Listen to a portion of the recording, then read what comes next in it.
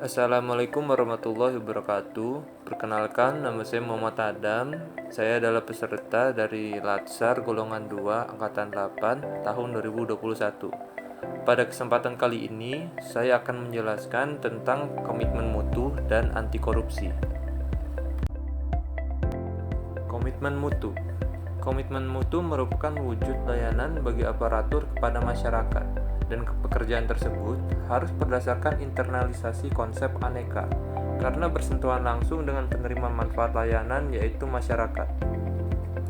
Pelayanan publik yang bermutu memainkan peran yang sangat penting dalam menciptakan lingkungan dan masyarakat yang lebih sejahtera, adil, dan inklusif, atau dapat dijangkau semua orang.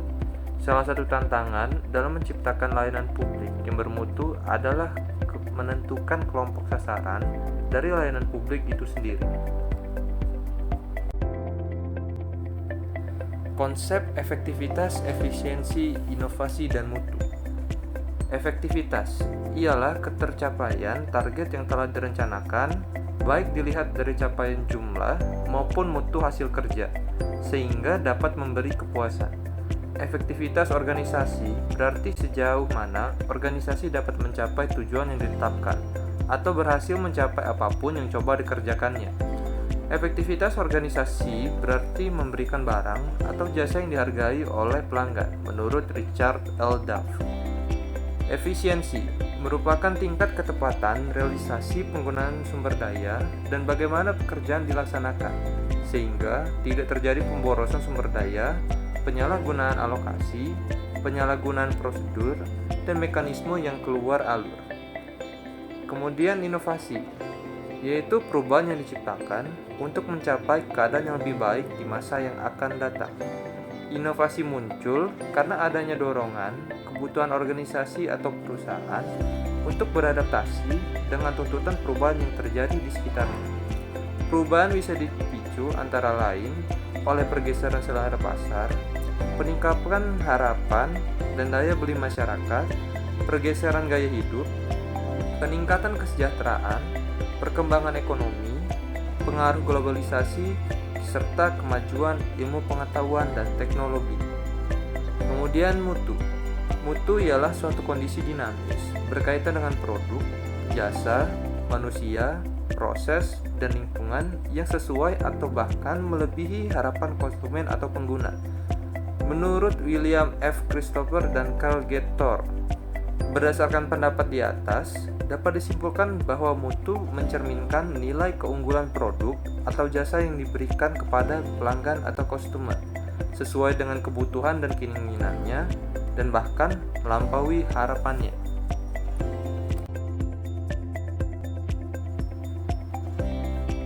Nilai-nilai dasar orientasi mutu dalam memberikan layanan prima. Yang pertama ialah menggunakan pendekatan ilmiah dan inovatif dalam pemecahan masalah dan pengambilan keputusan. Yang kedua, memberikan layanan menyentuh hati untuk menjaga dan memelihara kepercayaan konsumen agar tetap setia. Yang ketiga, mengedepankan komitmen terhadap kepuasan customers.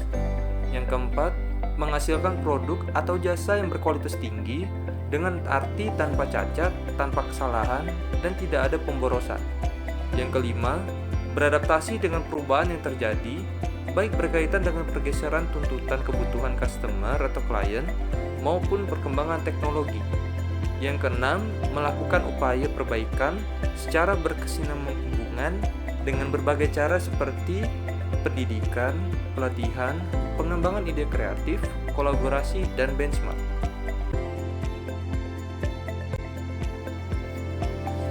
Bill Critch dalam Alexander Sindoro memperkenalkan 5 pilar dalam manajemen mutu terpadu, sebagaimana dituangkan dalam gambar berikut. Kelima pilar tersebut ialah organisasi, produk, proses, pemimpin, dan juga komitmen. Kelima pilar di atas memiliki keterkaitan dan ketergantungan yang tinggi. Organisasi merupakan pilar tengah yang membuat kerangka kerja berorientasi mutu. Produk yang bermutu sebagai hasil kerja organisasi diperoleh melalui proses yang bermutu pula, dengan didukung komitmen tinggi dari seluruh komponen organisasi. Dengan dilandasi kelima pilar kokoh, target mutu dapat diwujudkan, bahkan dapat terus ditingkatkan secara berkelanjutan.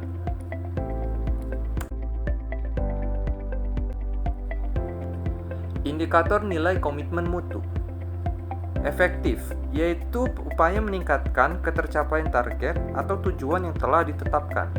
Yang kedua, efisien, upaya meningkatkan ketepatan penggunaan sumber daya sehingga tidak terjadi pemborosan dan penyalahgunaan sumber daya serta penyimpangan prosedur. Yang ketiga, inovatif, yaitu upaya menemukan cara-cara baru yang meningkatkan nilai atau tambah atau kemanfaatan dari suatu produk. Selanjutnya, mutu, yaitu upaya untuk menyesuaikan kondisi dinamis yang berkaitan dengan produk, jasa, manusia, proses, dan lingkungan guna memenuhi atau bahkan melebihi harapan pihak pengguna. Kemudian adaptif, yaitu upaya perubahan pola kerja yang lebih baik guna memenuhi tuntutan perubahan lingkungan kerja. Selanjutnya ialah responsif, yaitu membantu orang yang dilayani dan menyediakan layanan yang cepat. Yang terakhir, perbaikan berkelanjutan, yaitu upaya perbaikan kerja atau pelayanan yang telah ada.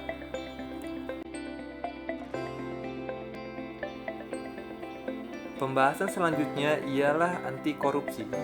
Di dalam kamus hukum, korupsi berasal dari kata korup yang berarti buruk, rusak, suka menerima uang sogok, menyelewengkan uang atau barang milik perusahaan atau negara, menerima uang dengan menggunakan jabatannya untuk kepentingan pribadi. Berdasarkan Undang-Undang Nomor 31 Tahun 1999, korupsi adalah tindakan setiap orang yang secara melawan hukum memperkaya diri sendiri atau orang lain atau suatu korporasi yang dapat merugikan keuangan negara atau perekonomian negara.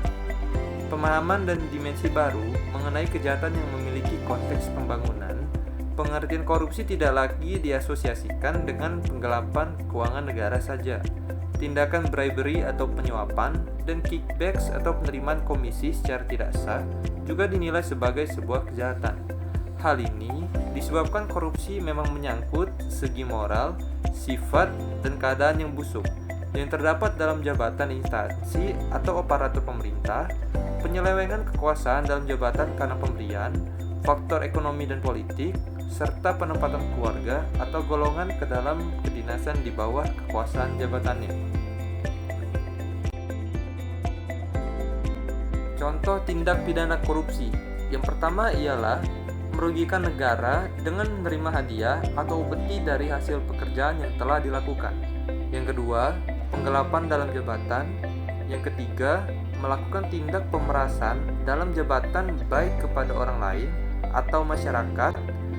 Yang keempat, melakukan tindak gratifikasi bagi pegawai negeri atau penyelenggara negara.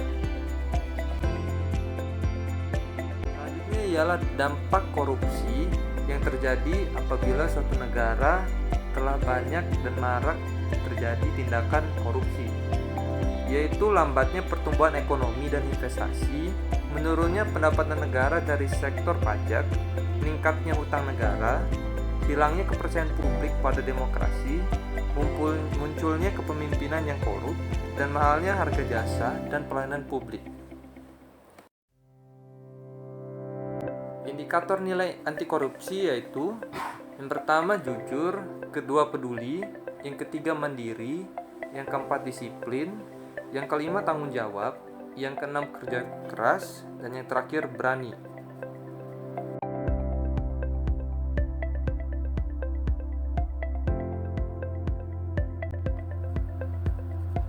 Sekian pemaparan yang dapat saya sampaikan. Apabila terdapat salah kata, saya mohon maaf. Assalamualaikum warahmatullahi wabarakatuh.